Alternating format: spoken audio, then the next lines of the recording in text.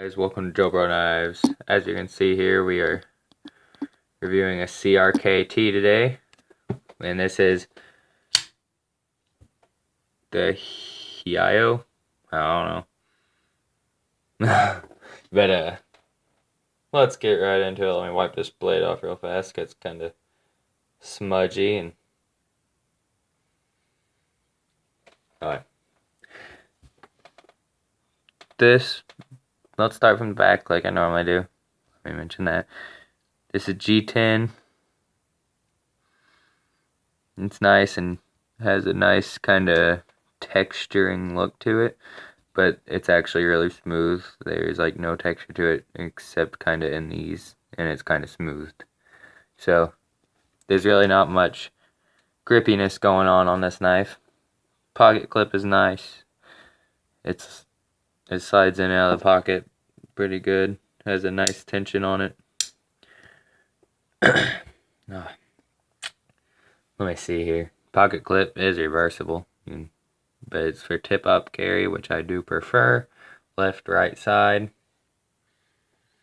Let's talk about the lock here after we see how fast this thing is. This thing fires open. Just see, as you can see, assisted. You open it there and then boom. It just flies open. Let's do that one more time. Now, the lock, there is one thing that I don't really like about it, is how far back it is. Sometimes you gotta push on it, and you have to get in here with your fingernail, or else it just won't push over, because sometimes you go to use your thumb, and you gotta push really hard, and that jimping on there just digs into your finger. But there is a secondary lock on here, up here on the top. When you push that forward, here, I'll pull it back so you can see what it's doing down here when I push it forward. Down here, you see it come out. Well, if I can get it to come forward. Oh man. Right there, see it moving up there behind the liner lock. Right there, just coming right into sight. Kind of, you can see the reflection on it. But then what that does is it does not allow your liner to get pushed over past there. So you cannot accidentally put it down whenever you are using the knife and cut yourself. And then this is kind of interesting. What I saw is this right here on the back. See this thing that's starting to push up right there? See that black bar across the top? Right there? Yeah, watch after I flip this. Now it's all the way down there at the bottom. It like keeps tension. Here, let me see if I can close this one-handed and kind of show. Comes up and it stays on top of it, keeping the tension down on it, and then when you flip it, it pushes it down. So that's kind of our spring mechanism right there. But down here, well, I guess I need to open it and turn on the flashlight again. Down here, if you can see that, I don't know if you can see right there, there is a screw. And that screw goes into this back spacer, which has another little layer in there, but the spring is in between it. So I'm guessing you could just take that out and then just have it not be a spring assist. Detent, I don't really, even though there's not really detent in a,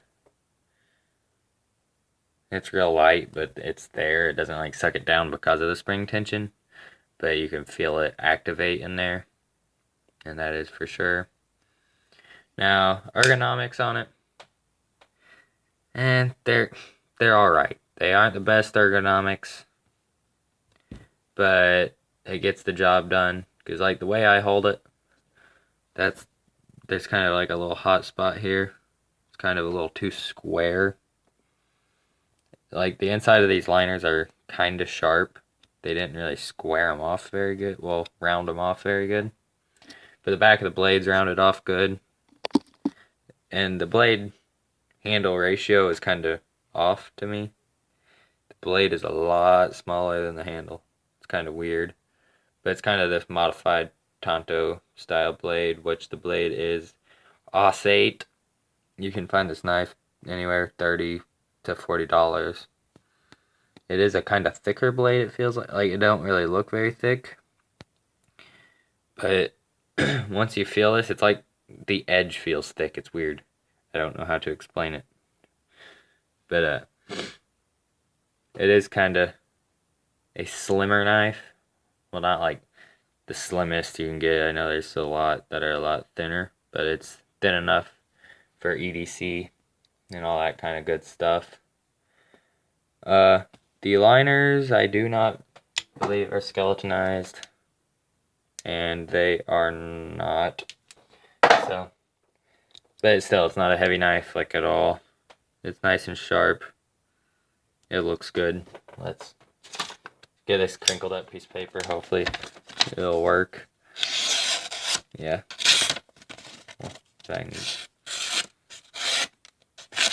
Well, that was bad. A couple more times. It's just because it's crinkled, it's wanting to die underneath the force of the blade. But who cares? And if you can see here, here, let's turn on the flashlight again. See that bronzish color? It's on bronze washers, bearings, whatever. So it really is really smooth.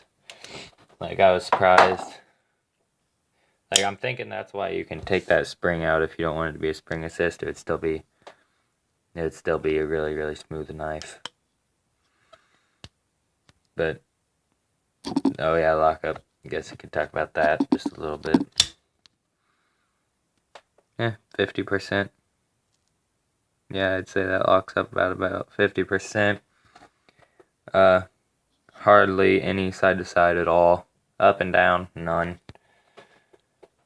None at all. I have not EDC'd this knife simply because of the fact that it doesn't have secondary safety being closed, and it opens too fast for me to want it in my pocket. And the thumb disc, it has jimping on the side. I have went to get it a couple times and slipped off of it, but that was my own fault, kind of. But besides that, you get a good purchase on it, and it just flies open from there. But it pushes open pretty far before it activates. It pushes to right about there, and then that's when it activates. Right when you push it from there. But yeah, if you're wanting to get one, I would recommend getting one. It's a pretty good knife. That's it for today. Thank you for watching. Please subscribe and like.